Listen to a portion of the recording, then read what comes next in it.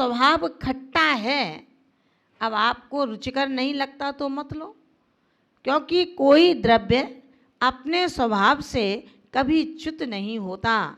तो हे विज्ञात्मन, तुम अपने स्वभाव से क्यों च्युत होना चाहते हो? रमे रहो, लगे रहो, आज नहीं तो कल रास्ता मिलेगा। अभ्यास एक बहुत बड़ी प्रयोगशाला होती है।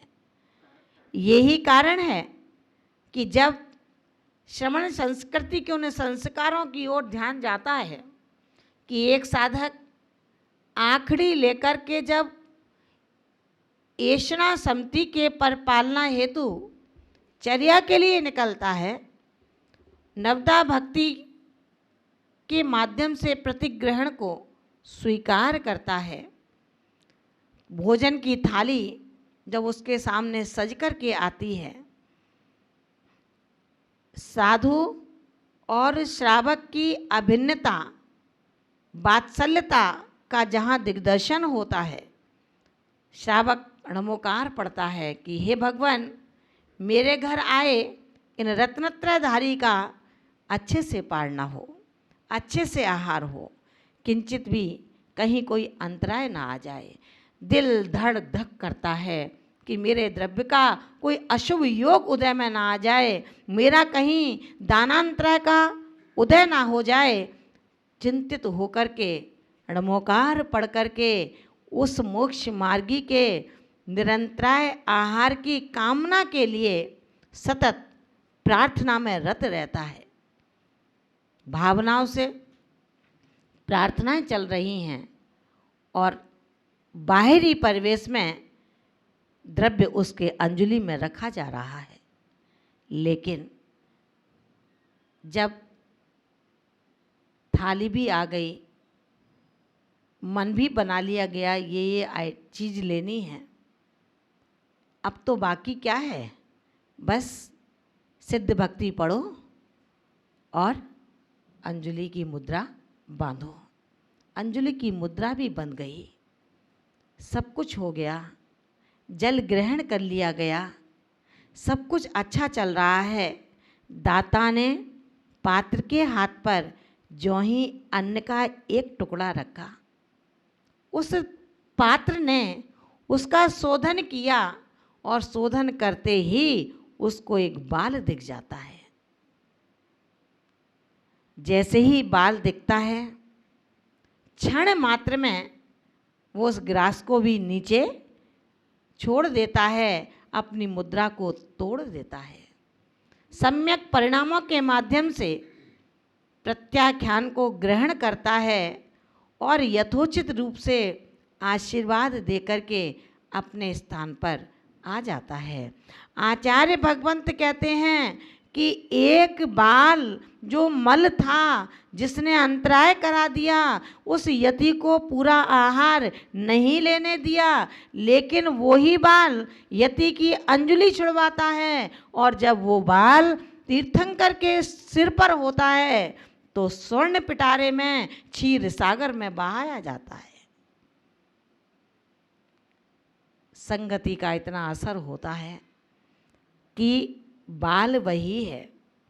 जब यति की अंजलि में है तो भोजन भी छोड़ो, और वो ही बाल जब तीर्थंकर के शरीर से संयोग कर लेता है तो स्वर्ण पिटारे में क्षीर सागर में छोड़ दिया जाता है।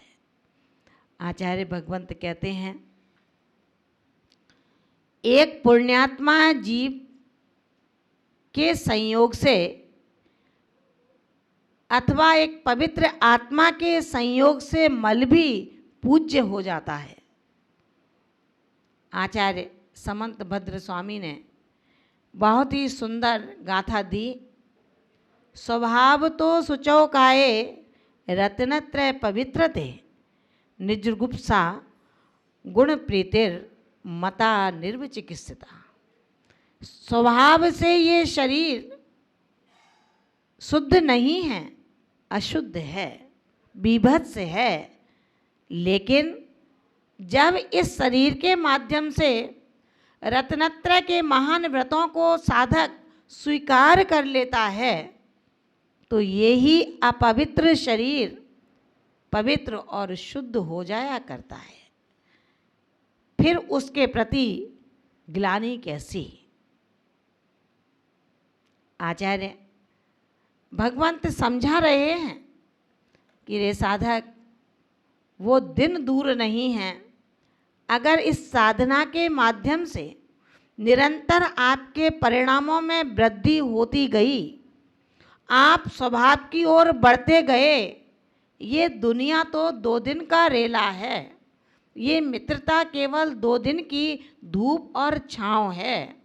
इसके लिए स्वधर्म को नष्ट न करो, इसके लिए स्वविवेक को विलीन मत करो, इसके लिए अपने स्वकर्तव्यों के प्रति आप जागरूक रहें। यदि अपने कर्तव्य इस देखा देखी में धूमिल कर दोगे तो सच मानना, जितने जितने अंशों में आपके परिणाम आपके व्रतों से दूर हुए हैं, उतने उतने अंशों में आपके कर्म स्थान बनते चले जाएंगे। अगर सामायिक के समय आपने ज्ञान, ध्यान, तप के अलावा, जप के अलावा अन्य कुछ क्रिया की, तो ध्यान रखना चले जाओगे, पाप कर्मों से मले जाओगे। श्रुत भक्ति जब करने का नंबर आता है तो हम श्रुत भक्ति में बहुत सारे कामों को निपटाना चाहते हैं। श्रुत भक्ति यहाँ चल रही होती है, रसना से बोलनी है, लेकिन हाथ दूसरे कार्य कर रहे होते हैं। आचार्य भगवंत कहते हैं, सरस्वती की वरद अनुकंपा की चाहना रखने वाला साधक जब जिस काम को करता है तब उस काम में ही उसको तल्लीन होना चाहिए। उस तल्लीनता में किंचित भी हेरा फेरी होती है तो ध्यान रखना, उतने उतने अंशों में तेरे कर्म के बंधों के स्थान बंधते चले जाते हैं। नित्य प्रति उद्यागत स्थिति में मैं परेशान हूँ, कभी शारीरिक पीड़ा से, कभी मानसिक पीड़ा से, कभी प्राकृतिक पीड़ा से, नाना झंझावात मुझे प्रेरित करते हैं, प्रेरते हैं, उम्मीद ये लगाते हैं शायद इस इलाज से हो सकता है मेरा स्वास्थ्य अच्छा हो जाए। आचार्य भगवंत कहते हैं, हे साधुको, सच मानना, उद्यागत स्थिति को आप उस तरह अगवानी करें जैसे एक उच्च आदर्श का यति उत्कृष्ट संलेखना को प्रीतिपूर्वक ग्रहण करता है और मृत्यु से कहता है कि हे मृत्यु आजा,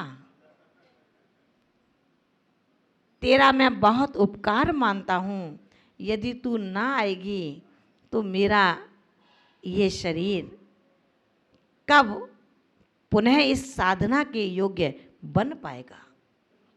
मृत्यु भी सोचती है कि जाऊं या ना जाऊं। अगवानी करना सीखो। ऐसे ही जब हम दुख की अगवानी भी सुख की तरह करेंगे, क्योंकि सुख और दुख दोनों सगे भाई हैं। जैसी सुख की अगवानी की खिल खिला करके, हिल हिल करके, मिल मिल करके, ऐसे ही जो दुख की अगवानी करता है, आज मित्र बोलता है तब हम बहुत खुश होते हैं, कल मित्र नहीं बोलेगा तो क्या दुखी हो जाएंगे। ज्ञानी आत्मा विचार करेगा, इस मित्र से मेरा इतना ही संयोग था। अगर परिणामों का हम परिणमन अशुभ रूप में कर देंगे तो आपको शक्ति नहीं, वरन जो शक्ति है वो शक्ति भी अशक्ति में परिवर्तित हो जाएगी। अगर आपका ज्ञान जो कल तक 10-20 गाथाओं को याद करने में सहयोगी बनता था, आज आप एक गाथा याद न कर पाए तो क्या हताश हो जाएंगे? आचार्य भगवंत कहते हैं, क्षयोपशम की वृद्धि अंतरंग के उत्साह और कसायों की मंदता से निरंतर बढ़ती चली जाती है, और जब कसायों का उद्भव होता है, निरंतर संक्लिष्टता बढ़ती चली जाती है, तो सच मानना आपकी क्षयोपशम, आपकी मेघा निरंतर क्षीण होती चली जाती है।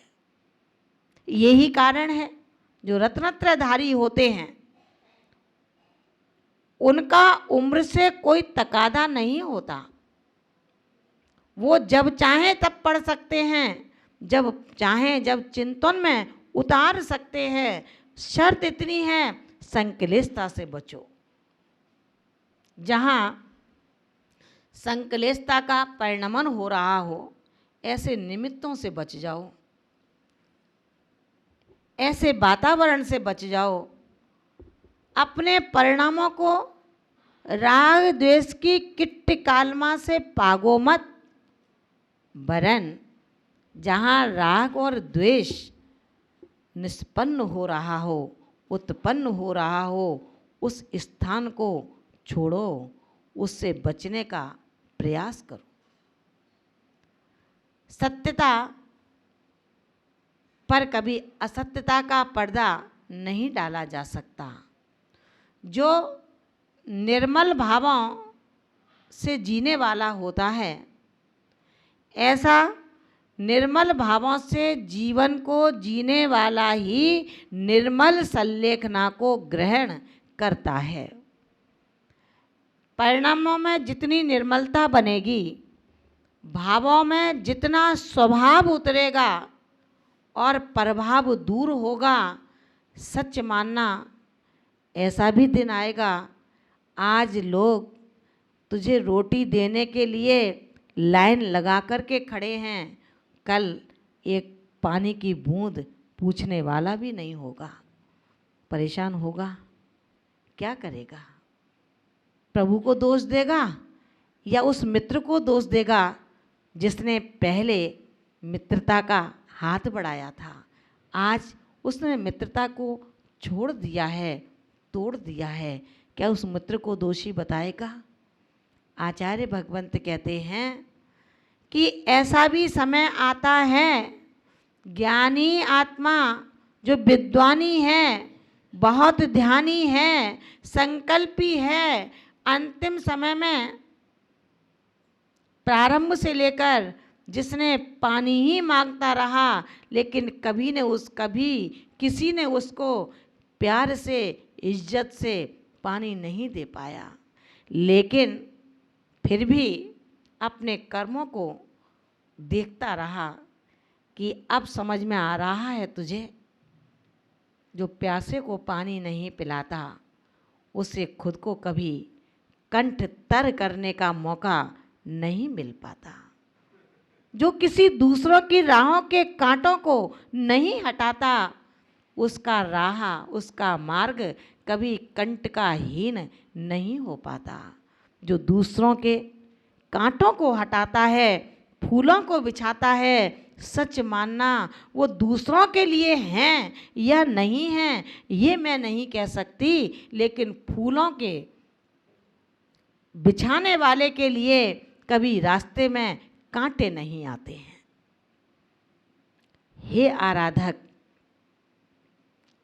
ध्यान करना कि वो दिन कब आएगा जब मैं ही साध्य बनूंगा, मैं ही साधक बनूंगा और मैं ही साधना बनूंगा। कब आएगा मेरे जीवन में वो दिन? क्योंकि बड़े बड़े ज्ञानियों को देखा है, सामायिक स्वाध्याय, तप, त्याग का आचरण जिनका प्रशंसनीय रहा, उनकी प्रशंसा करते करते शब्द थक सकते थे, शब्द बौने पड़ सकते थे, रचना थक सकती थी, लेकिन उनकी प्रशंसा कभी कम नहीं हो सकती थी। ऐसा ज्ञानी भी जब अंतिम समय आया तो पानी पानी करते करते चला गया।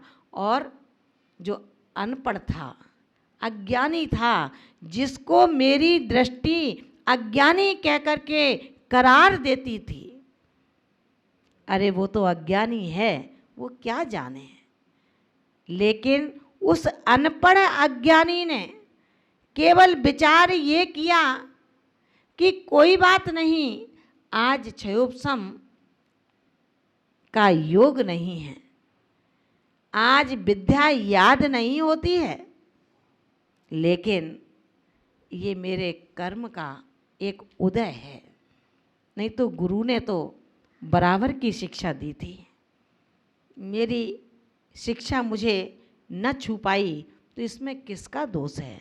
ऐसा धीर गंभीर स्वदोष प्रधानी स्वदोष विचारी अनपढ़ अज्ञानी आत्मा अंतिम समय में जो हमेशा ये कहता था मेरा पेट नहीं भरा, मुझे प्यास लगी है, ठंडा पानी दे दो, ऐसा आत्मा भी अंतिम समय पानी नहीं जिनवाणी को पी पी कर सल्लेखना को स्वीकार कर लेता है। महान भावों, जिसने जिंदगी भर उस नीर का सेवन किया, अंतिम समय में जल जल करके चला गया, जल नहीं पाया, यानी कि जल पी नहीं पाया। और जिसने कभी पुरुषार्थ किया कि कैसे भी ये जिनवाणी, कैसे भी मैं श्रुत पारगामी बन जाऊं, कोई ऐसा शिक्षक मिल जाए, कोई ऐसा गुरु मिल जाए जो मुझे अक्षर अक्षर का ज्ञान करा के मुझे निरक्षरी को अक्षरीय से अक्षय धाम तक की यात्रा करा दे। लेकिन हे चेतनात्मा, मत घबराना, तेरे भी तो पुण्य का उदय चाहिए, तभी तो ऐसा गुरु मिलेगा, तभी तो ऐसा समय मिलेगा, तभी तो ऐसा शरीर मिलेगा, तभी तो ऐसा पुण्य उदय मिलेगा कि तेरे लिए विद्या तैयार रहे। जैन दर्शन ने कहा कि हे आत्मन, अनपढ़ बुरे नहीं होते, लेकिन पढ़ा लिखा और कसायों में अनुरंजित रहे, उससे तो बहुत अच्छा है कि अनपढ़ है लेकिन समता परिणामी है।